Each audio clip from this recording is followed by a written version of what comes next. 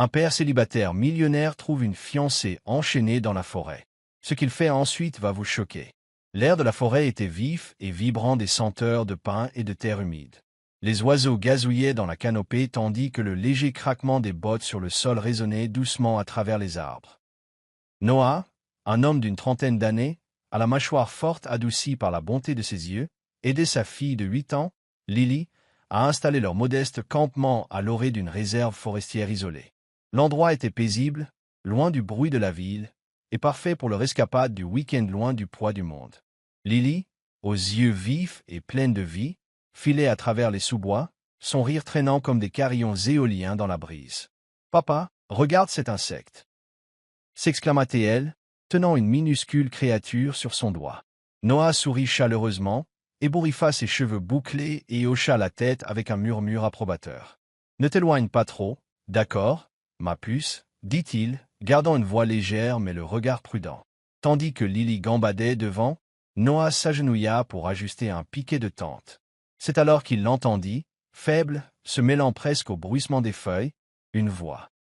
Ce n'était pas le cri d'un animal, ni le chant d'un oiseau. C'était humain, faible et vacillant, un doux plaidoyer désespéré. Il s'immobilisa, les poils de sa nuque se hérissant.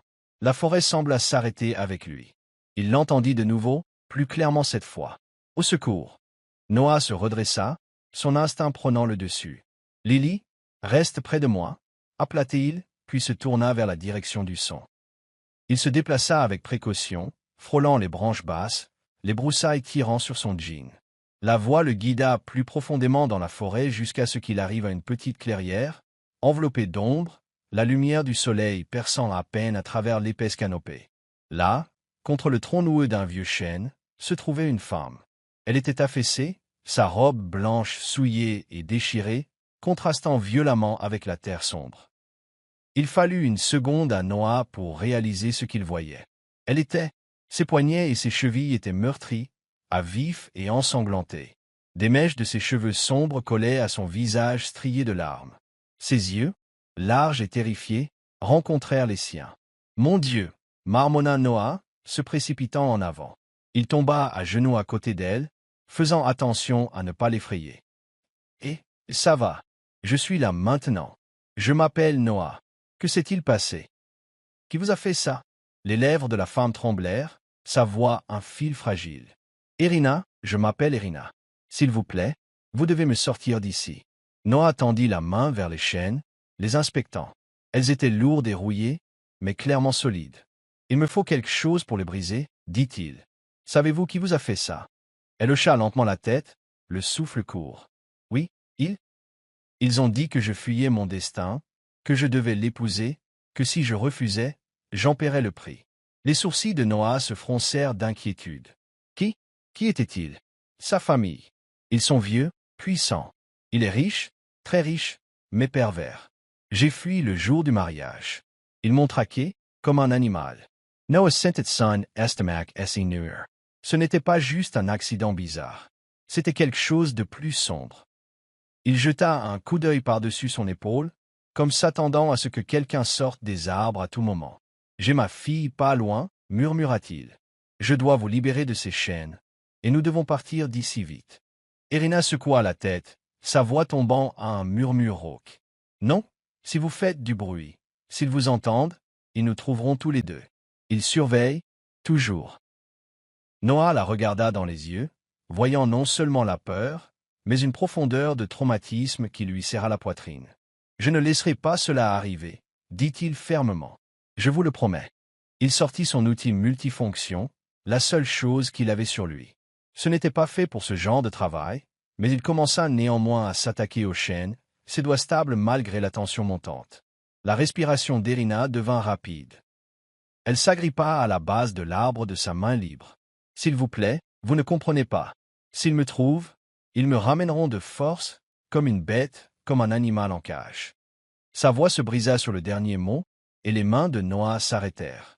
Sa peur était réelle, tangible, pas seulement celle de la douleur, mais d'une perte totale, de soi, de liberté, d'espoir. « Je ne vais pas les laisser vous emmener, » dit-il, plus doucement cette fois, « mais vous devez me faire confiance. » « Pouvez-vous le faire ?» Elle hocha la tête, des larmes coulant silencieusement sur ses joues. Noah travailla plus vite maintenant, le métal mordant ses mains. La forêt semblait plus épaisse autour d'eux, le silence oppressant. Chaque craquement de brindilles les faisait sursauter tous les deux, mais Noah ne s'arrêta pas. Il n'allait pas s'arrêter, parce que cette femme, enchaînée et ensanglantée, n'était plus seulement une étrangère. Elle était la fille de quelqu'un, l'amie de quelqu'un, et maintenant elle était sous sa protection. Et au loin, le rire de Lily flottait faiblement à travers les arbres, innocent, intact. Noah jeta un regard vers le son, puis revint à Irina. Le temps pressait. Noah conduisait d'une main sur le volant et l'autre reposant doucement sur le siège passager, où Irina était assise, enveloppée dans sa veste, silencieuse et tremblante. Le camion rebondissait doucement sur le chemin de terre menant hors de la forêt, le ciel à l'extérieur virant à un ambre doux alors que le soleil commençait sa descente.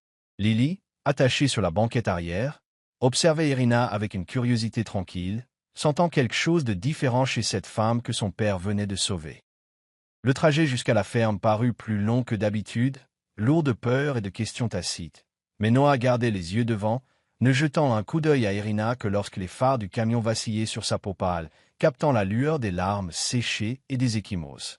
Quand ils arrivèrent, Noah l'aida à entrer dans la maison, la guidant doucement vers le canapé du salon confortable. La ferme était modeste mais chaleureuse, remplie de meubles en bois, de photos encadrées et du doux parfum de cannelle du pot pourri que Lily aimait disperser. « Je vais chercher la trousse de premier secours », dit Noah, la laissant un instant. Irina resta immobile, ses doigts s'agrippant aux manches de la veste, ses yeux parcourant la pièce comme si elle s'attendait toujours à ce que quelqu'un fasse irruption par la porte. La pièce était trop calme, trop sûre. C'était presque inconnu. Quand Noah revint, il s'agenouilla à côté d'elle avec un soin exercé. Tandis qu'il nettoyait et pansait les blessures à ses poignets et chevilles, Irina tressaillit mais ne dit rien, le regardant seulement avec des yeux prudents. « Vous êtes doué pour ça, murmura-t-elle, la voix rauque. J'étais infirmier avant. » Il s'interrompit, appliquant le dernier bandage. « Avant de devenir millionnaire ?» demanda-t-elle, une pointe d'humour sec perçant la peur. Noah eut un petit rire. « Ouais, la vie est étrange comme ça. Et vous, quelle est votre histoire ?» Irina expira profondément, appuyant sa tête contre le dossier du canapé. « Je devais épouser un homme nommé Thomas, dit-elle, la voix basse et égale. Il vient d'une vieille famille fortunée, très vieille. Il est puissant, avec des relations que la plupart des gens ne peuvent imaginer. Je pensais que je pouvais simplement partir quand j'ai dit non, mais ils ont clairement fait savoir que mon refus était une insulte. » Elle marqua une pause, les doigts se crispant. « Ils sont venus me chercher la nuit avant le mariage. On dit que je devais apprendre l'obéissance, qu'ils m'avaient choisi, et que personne ne dit non à un Langston. » Les sourcils de Noah se froncèrent. Il connaissait le nom Langston, des magnats de l'immobilier, dont on parlait à voix basse dans les milieux d'affaires, plus craint qu'admiré. « Il vous enchaîne comme un animal, dit-il, la voix basse de colère. » Irina hocha la tête. « Ils ont dit que c'était symbolique, que je devais comprendre ma place. » Le silence s'installa de nouveau entre eux, lourd et douloureux. Lily, assise en tailleur sur le sol avec son livre d'images préféré, leva les yeux et sourit à Irina. « Tu es très jolie, » dit-elle timidement. Irina cligna des yeux, surprise. « Merci, ma chérie. » Lily rampa plus près, offrant une fleur qu'elle avait cueillie plus tôt dans la forêt. « C'est pour toi. » Je trouvais qu'elle avait l'air seule, mais maintenant elle a une amie. Irina fixa la fleur dans sa main, ses lèvres s'entr'ouvrant légèrement. C'était une petite fleur sauvage jaune, ses pétales légèrement déchirés. Pourtant, elle était belle. « Merci, » murmura-t-elle, la voix étranglée. Noah regarda les yeux d'Irina briller. Il y avait quelque chose de brut et de vulnérable dans ce moment, quelque chose qu'il reconnaissait, la douleur d'être désiré pour ce que l'on est, non pour ce que l'on peut offrir, le réconfort de l'acceptation simple et inconditionnelle d'un enfant. « Elle fait ça, » dit Noah doucement, « elle donne aux gens l'impression d'appartenir. » « Je n'ai jamais eu ça, » dit Irina après une longue pause, « une famille, de la chaleur, un foyer. Tout ce que je connaissais, c'était des sols en marbre et des regards froids. L'affection ne venait qu'avec des conditions. » Noah hocha la tête, comprenant plus qu'il ne le laissait paraître. « Vous êtes en sécurité ici, je vous le promets. » Elle le regarda alors, les yeux vifs malgré son épuisement. « Comprenez-vous ce que vous dites? S'il découvre que je suis ici, Ils ne viendront pas seulement pour moi. Je sais, dit Noah, mais j'ai fait une promesse au moment où je vous ai trouvé. Je ne romps pas mes promesses. Irina l'étudia longuement, puis hocha lentement la tête. Pour la première fois depuis qu'il l'avait rencontrée, ses épaules se détendirent, juste un peu. Lily s'appuya contre le flanc de son père, bâillant. Elle ne peut pas rester avec nous, papa. Noah Surrey Dousement. Pour l'instant, elle est notre invitée, et nous prenons soin de nos invités. Irina regarda de nouveau Lily, ce minuscule symbole d'amour et de résilience, et quelque chose en elle commença à changer. Pour la première fois depuis longtemps, elle s'autorisa à espérer. Les jours qui suivirent apportèrent le calme, mais jamais la vraie paix. Irina ne retirait jamais ses chaussures. Peu importait la douceur du tapis, la chaleur du soleil qui se déversait par les fenêtres de la ferme, elle gardait ses baskets bien lacées, croûtées de boue, prêtes.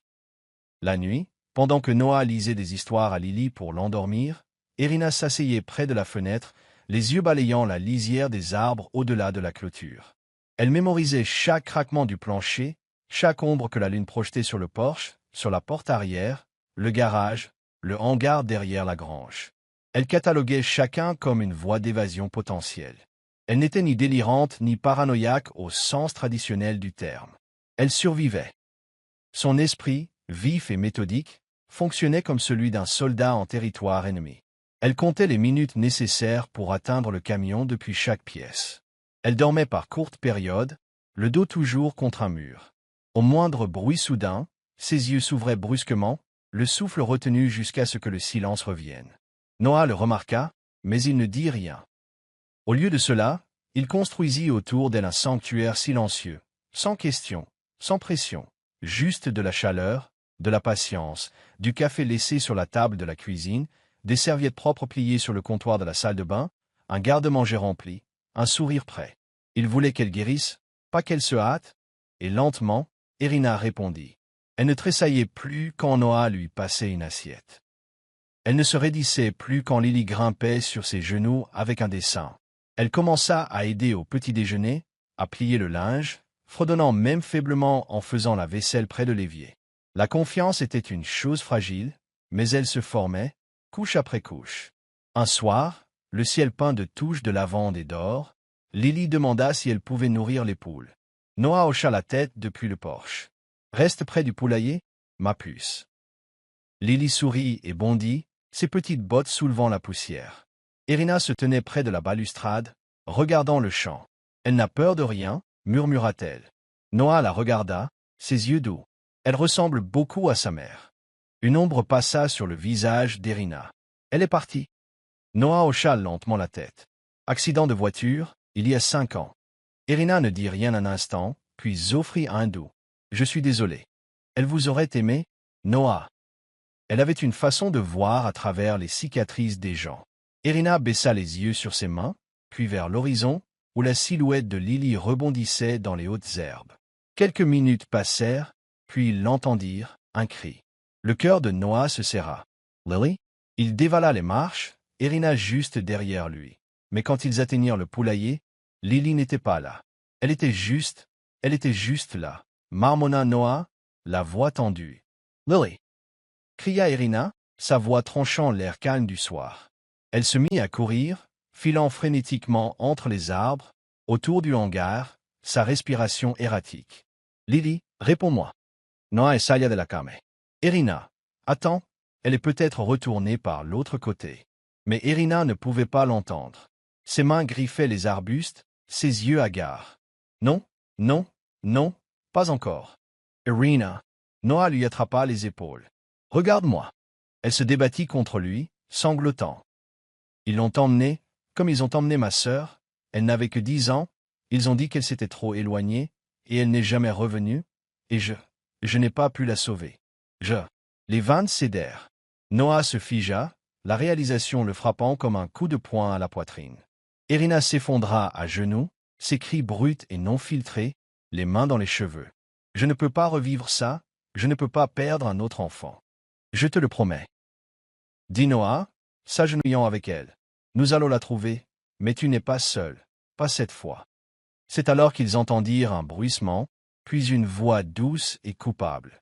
Je suis désolé. Lily émergea de derrière une meule de foin, les bras enroulés autour d'un chaton errant qu'elle avait poursuivi. Irina laissa échapper un sanglot désolement frissonnant. Elle se précipita en avant, enlaçant Lily dans ses bras, la serrant si fort que la petite fille couina. « J'essayais juste de le sauver, » murmura Lily, il avait froid. Irina hocha la tête contre elle, les larmes coulant librement. « Tu es en sécurité, tu es en sécurité, Dieu merci. » Noah regarda Irina s'accrocher à sa fille comme si elle était la dernière chose solide dans un monde qui s'effondrait. À cet instant, quelque chose de tacite passa entre eux. Il la vit, pas seulement la peur, mais la perte en dessous, la profondeur de ses cicatrices. Et pour la première fois, il comprit vraiment qu'Irina ne fuyait pas seulement la captivité, elle fuyait le deuil.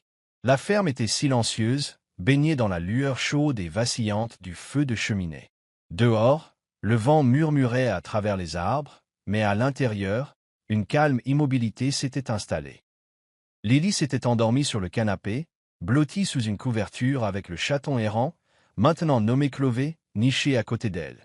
Noah et Irina étaient assis dans la cuisine, sirotant des tasses de thé, la vapeur s'enroulant vers le haut, mais aucun d'eux ne bougeait pour boire. Quelque chose flottait dans l'air, tacite, en attente. Irina fixait son reflet dans la fenêtre assombrie, sa voix douce mais ferme. « Tu devrais tout savoir, tu le mérites. » Noah la regarda, silencieux, la laissant mener. Thomas Langston, commença-t-elle, ses doigts se resserrant autour de la tasse, n'est pas seulement un héritier gâté, c'est un homme qui a passé toute sa vie à acheter ce qu'il veut, et ce qu'il voulait, c'était moi. Son ton était dépourvu de drame, presque clinique. J'avais 22 ans, ma mère venait de mourir, j'étais seul, sans famille, sans travail. Thomas m'a vu à un gala où je travaillais comme serveuse. Il m'a offert de l'aide, des opportunités, a dit qu'il voyait du potentiel en moi. Elle eut un sourire creux. Ce qu'il voyait, c'était l'obéissance.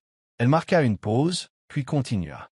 Au début, c'était subtil, il m'a donné un endroit où rester, m'a engagé un styliste, a dit que tout cela faisait partie d'un mentorat, mais bientôt j'ai dû demander la permission pour quitter la maison. Mes amis ont disparu, mon téléphone était surveillé, il me rappelait. Je t'ai sauvé, je t'ai faite, sans moi tu n'es rien. La machoire de Noah se crispa. Ce n'est pas de l'amour, c'est une prison.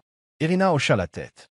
Il a utilisé des contrats légaux, des accords de confidentialité, des transferts de propriété, pour tout lier à lui. Même mes vêtements étaient enregistrés comme ses biens. Quand j'ai essayé de partir la première fois, il a fait me menacer par ses avocats, m'a dit que je disparaîtrais comme d'autres qui avaient oublié leur place, et je l'ai cru. Noah se pencha en avant. « Pourquoi vous ?» Elle hésita, puis répondit. « Parce que je lui ai dit non une fois, et Thomas Langston n'accepte pas le non. Cela a fait de moi sa mission. » Un long soupir lui échappa. 2 ans. J'ai vécu sous des caméras, des gardes, des menaces. Il me couvrait de cadeaux, puis me rappelait que je n'étais rien sans lui. Les fiançailles ont été annoncées sans me demander mon avis, la date du mariage fixée. J'ai joué le jeu parce que j'avais peur. Elle regarda Noah droit dans les yeux. Mais le matin du mariage, j'ai vu mon reflet dans cette robe. J'ai vu une étrangère, et quelque chose a craqué. J'ai fui, je savais que je ne survivrais pas si je restais. Noah déglutit difficilement, le poids de ses mots le frappant comme une pierre.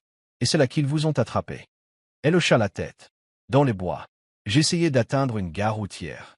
J'avais une fausse identité, de l'argent, caché, mais quelqu'un les a prévenus.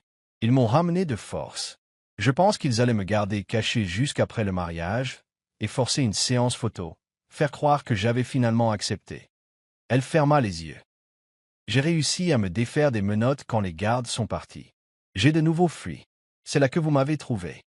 Noah tendit la main sur la table, posant doucement la sienne sur celle d'Irina. Vous n'aurez plus jamais à y retourner. Des larmes montèrent à ses yeux. Vous ne comprenez pas. Thomas n'arrêtera pas. Il me traquera, et quiconque m'aide. Il a besoin de faire de moi un exemple. Je suis la fiancée qui s'est enfuie. Ce n'est pas une histoire qu'il peut laisser exister. Je comprends, dit Noah, la voix ferme. Je sais de quoi les hommes comme lui sont capables. Mais je sais aussi ceci. Il n'a jamais rencontré quelqu'un comme moi. Et je ne le laisserai pas gagner. Irina le regarda, l'émotion inondant ses traits. Pourquoi? Pourquoi tout risquer? Parce que vous n'êtes pas un. Epecheshen, dit Noah. Vous êtes une personne. Et plus que cela, vous êtes quelqu'un que Lily aime déjà. Quelqu'un à qui je tiens. Son soufflet s'écoupa.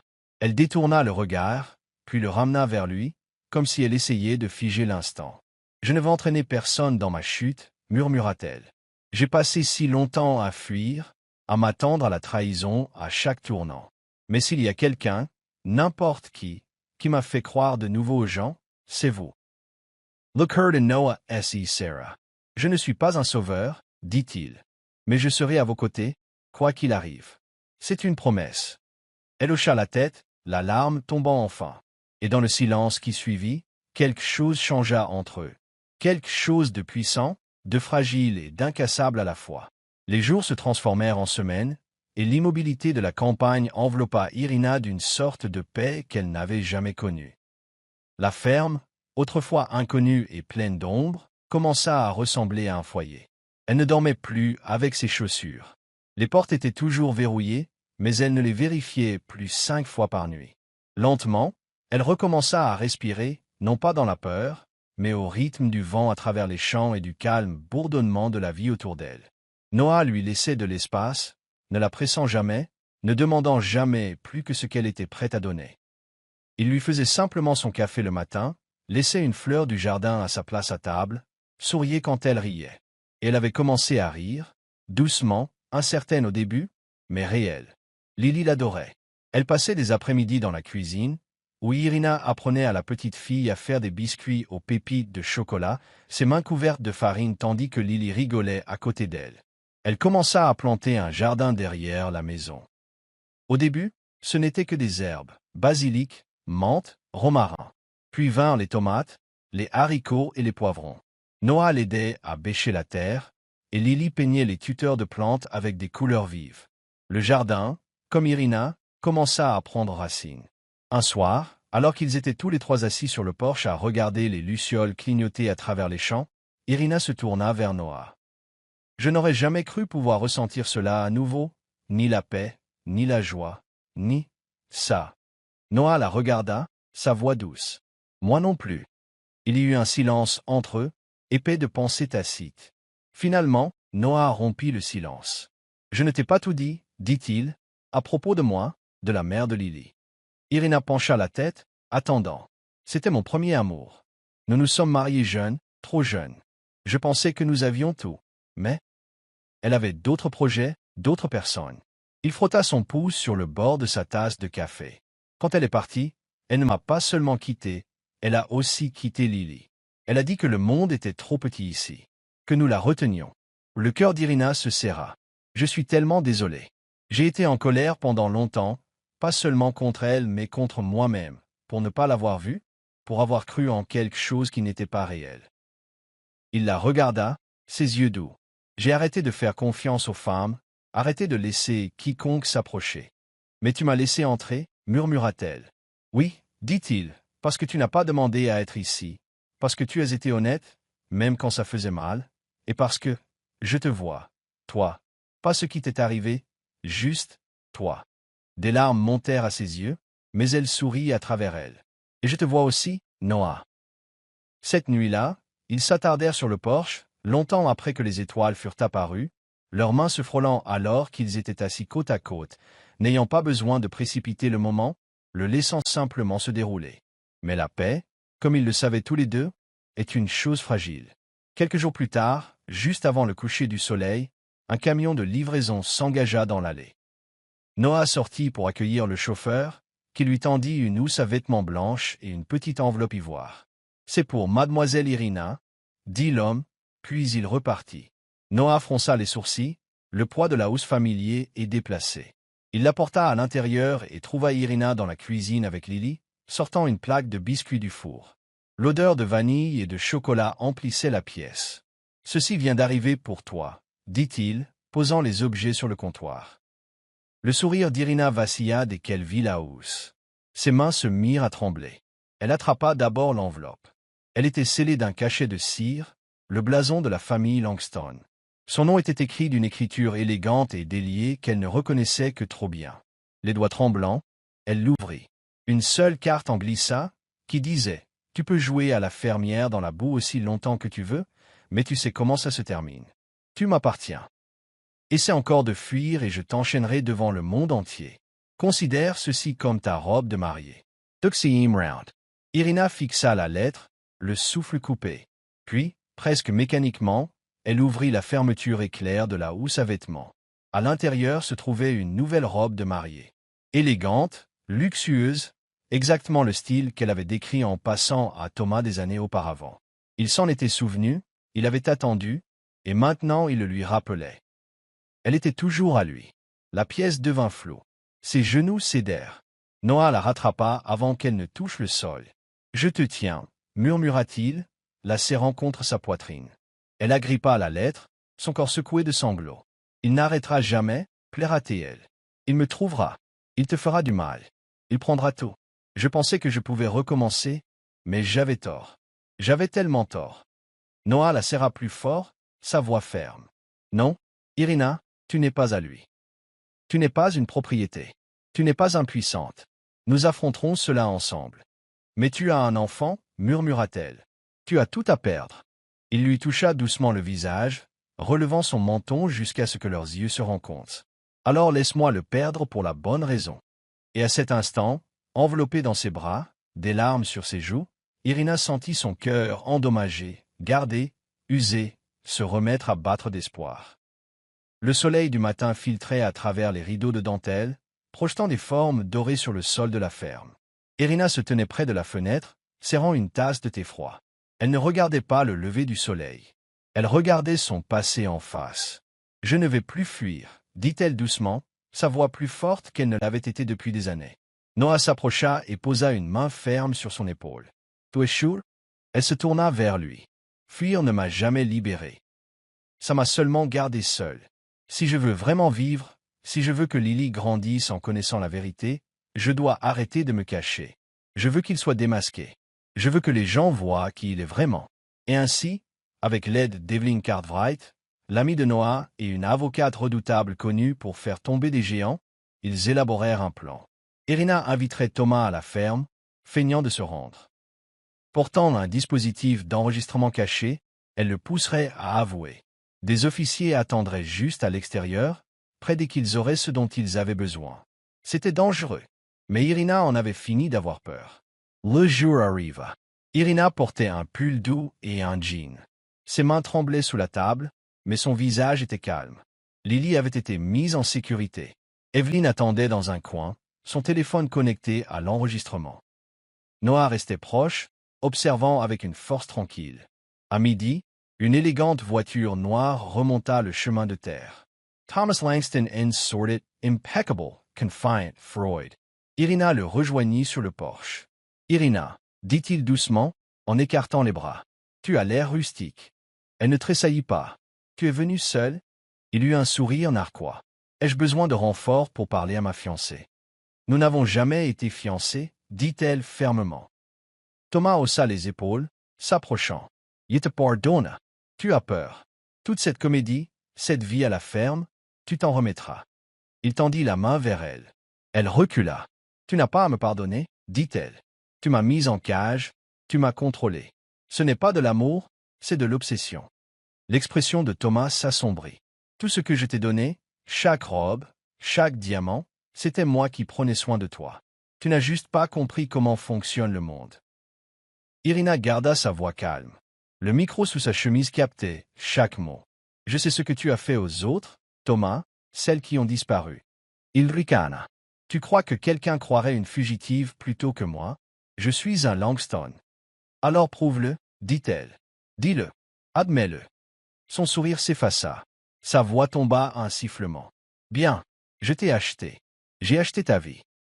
Et si jamais tu refais quelque chose comme ça, je t'enterrerai si profond que le monde oubliera ton existence. » Puis, avec une fureur soudaine, il se jeta en avant. « Tu crois que tu peux me piéger, toi? » Avant qu'il ne puisse finir, Noah fit irruption par la porte, plaquant Thomas durement. Les deux hommes s'écrasèrent au sol, les poings volants. Mais Noah l'immobilisa rapidement, des années d'entraînement reprenant le dessus. Des sirènes retentirent au loin. Des officiers envahirent la propriété en quelques secondes, criant des ordres. Evelyn s'avança, brandissant l'enregistrement. « Nous avons tout, chaque mot. » Thomas se tordait sous Noah, son pouvoir se dissolvant à chaque seconde. Irina se tenait au-dessus de lui, stable et imperturbable. C'est fini, le monde va voir qui tu es vraiment. Alors que les officiers l'emmenaient, hurlant et se débattant, Irina se tourna vers Noah. Son souffle venait par saccades, ses mains tremblaient encore. Il ouvrit les bras, et elle s'effondra dedans, pas brisée, pas effrayée, libre. L'arrestation de Thomas Langston provoqua une onde de choc à travers le pays. En 24 heures, son visage était sur tous les médias. Les gros titres clamaient « Un homme d'affaires milliardaire arrêté dans un scandale d'abus explosifs ». Des clips vidéo de lui emmené menotté passaient en boucle sur les écrans de télévision et les réseaux sociaux. Mais les histoires les plus puissantes ne venaient pas des médias. Elles venaient des femmes. Une par une, les survivantes se manifestèrent. Des voix qui avaient été réduites au silence par la peur ou enfouies sous des menaces légales s'élevèrent maintenant en chœur. Anciennes assistantes, ex-fiancées, même du personnel de maison, toutes partagèrent des histoires terriblement similaires de manipulation, de contrôle et de cruauté. Le schéma était indéniable. Thomas Langston avait opéré dans l'ombre pendant des années, se croyant intouchable. Plus maintenant. Grâce à l'enregistrement qu'Irina avait risqué sa vie pour obtenir, le dossier judiciaire contre lui était béton. Evelyn, l'avocate, travailla sans relâche pour assurer non seulement la protection d'Irina, mais aussi les droits de chaque survivante impliquée. Irina obtint l'anonymat complet dans la procédure, un bouclier légal qui lui permit de parler sans crainte de représailles. Elle conserva également le droit d'intenter des poursuites civiles, si elle le souhaitait. Mais plus que des victoires légales, ce qu'Irina gagna fut la paix. La vie à la ferme reprit son rythme doux. Le jardin qu'elle avait autrefois planté dans un silence prudent s'épanouissait maintenant en rangées vibrantes. Elle marchait pieds nus sur le porche au soleil du matin, fredonnant pour elle-même en préparant le petit déjeuner. Et chaque jour, Lily courait à ses côtés avec des dessins, des histoires et des doigts couverts de fleurs de leur dernière aventure culinaire. « Tu n'as plus peur ?» dit Lily un matin, levant les yeux vers Irina avec de grands yeux. Irina s'agenouilla à côté d'elle, écartant une boucle de sa joue. « Non, ma chérie, je n'ai plus peur. »« Bien, » dit Lily, la serrant fort dans ses bras, « parce que j'aime mieux cette Irina-là. » Noah regarda l'échange depuis l'embrasure de la porte, son cœur gonflé d'une joie tranquille qu'il n'avait pas ressentie depuis des années. Irina ne guérissait pas seulement, elle s'épanouissait, et de la manière discrète du véritable amour, ses sentiments s'étaient approfondis chaque jour qu'elle restait. Il n'y eut pas de grandes déclarations, pas de confessions brûlantes, juste des pas stables et certains l'un vers l'autre, jusqu'à ce qu'ils ne marchent plus côte à côte, mais main dans la main. Ils le portèrent en silence en marchant dans le parc. Pour eux, c'était là que l'âme brûlait, main dans la main. Puis, un soir, juste au moment où le soleil plongeait bas et peignait le ciel de doux tons pêche et lavande, Irina appela Noah près du vieux chêne près du jardin. C'était le même arbre où, des mois auparavant, elle avait planté ses premières graines avec des mains tremblantes. Maintenant, il se dressait haut et serein, témoin silencieux de tout ce qui s'était passé. Noah s'approcha, curieux, s'essuyant les mains sur son jean. Irina se tenait sous les branches, tenant quelque chose de petit dans ses doigts.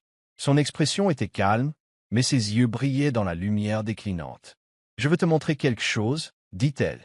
Il s'arrêta devant elle, et elle prit doucement sa main. De sa poche, elle sortit un morceau de vieille corde, effiloché, usé et indubitable. Noah se figea, la reconnaissant immédiatement. « C'est une partie des chaînes. » dit-elle doucement, « celle que tu as coupée quand tu m'as trouvé. J'en ai gardé un morceau. » Il la fixa, la gorge serrée. « Je l'ai gardé, » continua-t-elle, « non pas pour me souvenir de la douleur, mais pour me souvenir du moment où j'ai choisi de me battre, de fuir, de vivre. » Sa voix trembla légèrement, mais elle sourit. « Et aujourd'hui, je veux la transformer en autre chose. » Elle enroula la corde autour de son poignet, la nouant doucement. Ses mains ne tremblaient pas. « Noah, » dit-elle, les yeux ne quittant jamais les siens. « Tu m'as trouvé quand j'étais brisé. Tu ne m'as pas vu comme une victime, mais comme quelqu'un qui valait la peine d'être sauvé. Tu m'as donné l'espace pour guérir, et l'amour pour croire à nouveau. Alors maintenant, je choisis, » elle prit une inspiration, stable et sûre. « Je choisis la liberté, et je te choisis. » Le souffle de Noah se coupa. Des larmes piquèrent les coins de ses yeux, et pendant un long moment, il ne dit rien. Puis il prit sa main, la porta à ses lèvres, et murmura. « Alors je te choisis aussi. » Ils se tenaient sous le chêne, la corde nouée entre eux, non pas comme un symbole de servitude, mais de renaissance. Et alors que le vent bruissait dans les feuilles au-dessus d'eux, le passé lâcha enfin prise. Irina avait autrefois été enchaînée. Maintenant, elle était libre, et elle avait trouvé son pour toujours. La forêt était vivante ce matin-là, mais pas de peur. Le chant des oiseaux dansait à travers la cime des arbres, et une lumière dorée filtrait à travers les feuilles, dispersant des ombres tachetées sur le sol en dessous. Dans la clairière même où, des mois auparavant, Irina avait été enchaînée, ensanglantée, brisée et terrifiée, se dressait maintenant une petite arche en bois, enveloppée de lierre et de fleurs sauvages, construite par les mains de Noah. Sous celle-ci, deux vies allaient s'unir, non par obligation, ni par pouvoir ou contrôle, mais par choix. Un choix pur, sacré. L'air sentait le pain et l'espoir. Des chaises étaient disposées en un simple demi-cercle autour de l'arche, remplies uniquement des amis les plus proches, ceux qui avaient été témoins de leur voyage. Pas d'opulence, pas de médias, pas de faux-semblants, juste la vérité. Irina s'engagea sur le sentier forestier, son bras lié à celui de Lily, qui portait un petit panier débordant de pétales. Sa robe n'était pas ce que les magazines de mode appelleraient de la haute couture. C'était du lin ivoire doux, fluide et libre, cousu avec soin par une couturière qui comprenait l'âme derrière la demande. La robe bougeait avec elle, légère et gracieuse, reflétant la femme qu'elle était devenue, ancrée, radieuse et entière. Lily courut devant, jetant des pétales en l'air avec une joie pure, rigolant alors qu'ils atterrissaient en arc doux le long du chemin. « Dépêche-toi, Irina » appelait-elle par-dessus son épaule. « Papa attend. » Irina rit, sa voix claire et lumineuse, le genre de rire qu'elle n'aurait jamais cru pouvoir revivre. Chaque pas en avant était un triomphe silencieux. Chaque arbre qui se dressait autrefois comme témoin de sa douleur se tenait maintenant comme un témoignage de sa guérison. Au bout de l'allée se tenait Noah, en chemise simple et gilet, ses yeux ne la quittant jamais. Quand leurs regards se croisèrent, tout le reste disparut. Il prit sa main alors qu'elle l'atteignait, et ils se tinrent sous l'arche en silence un instant, respirant simplement, souriant simplement. Puis Irina se tourna vers leur petit rassemblement, sa voix stable mais pleine d'émotion. Il fut un temps, commença-t-elle, où je croyais que la liberté n'était qu'une question d'évasion, de distance, de courir assez vite pour que personne ne puisse m'attraper. Elle regarda autour d'elle, ses yeux s'arrêtant sur l'arbre où les chaînes rouillées avaient autrefois été suspendues. « Mais j'ai appris quelque chose ici, continua-t-elle. J'ai appris que la vraie liberté, ce n'est pas de fuir, c'est de choisir. Choisir d'aimer même quand ton cœur a connu la douleur, choisir de faire confiance même après la trahison, choisir de rester quand chaque peur te dit de partir. » Elle se tourna vers Noah, sa main trouvant la sienne. « Je te choisis, dit-elle, non pas parce que j'ai besoin d'être sauvée, mais parce que quand je me suis sauvé moi-même, tu étais là, attendant les bras ouverts. Tu m'as appris que le passé peut nous façonner, mais il ne nous définit pas, et que l'amour, le véritable amour, n'est pas possession, c'est partenariat, c'est paix. » La voix de Noah était épaisse d'émotion alors qu'il répondait. « Et je te choisis, non pas malgré ton passé, mais à cause de ta force, de ta vérité, de ton feu. Tu m'as appris à croire à nouveau, en l'amour, en la loyauté, en quelque chose qui dure. » Lily applaudit et acclama, courant pour les serrer tous les deux dans ses bras avant que les derniers mots ne soient prononcés. Quand les vœux furent terminés, quand le premier baiser en tant que mari et femme eut été échangé sous la canopée de la forêt, les invités se levèrent en applaudissant. Mais pour Irina et Noah, le son le plus fort était celui de leurs cœurs battant ensemble, enfin déchaînés. Le soleil monta plus haut, déversant une lumière chaude à travers les branches alors que le petit rassemblement se déplaçait vers une célébration tranquille. Il n'y avait pas d'orchestre, pas de salle de bal, juste une table en bois dressée avec de la nourriture simple, des rires résonnant à travers les bois, et le doux grattement d'une guitare jouée par un des vieux amis de Noah. Alors que le soleil plongeait plus bas, baignant la clairière d'ambre, Noah aida Irina à monter sur le dos d'un cheval alezan, Lily déjà perchée devant. Il grimpa derrière eux, enlaçant de ses bras les deux femmes qui étaient devenues tout pour lui. D'un léger coup de talon, le cheval s'avança, les sabots craqua. Hentés sur les feuilles et les souvenirs. Ils chevauchèrent lentement à travers la forêt, passant devant le vieux chêne, devant les ombres qui avaient autrefois englouti Irina. Mais cette fois, L'obscurité ne semblait pas menaçante. Cette fois, la lumière filtrait par tous les coins. Irina se pencha contre la poitrine de Noah, sa main tenant celle de Lily.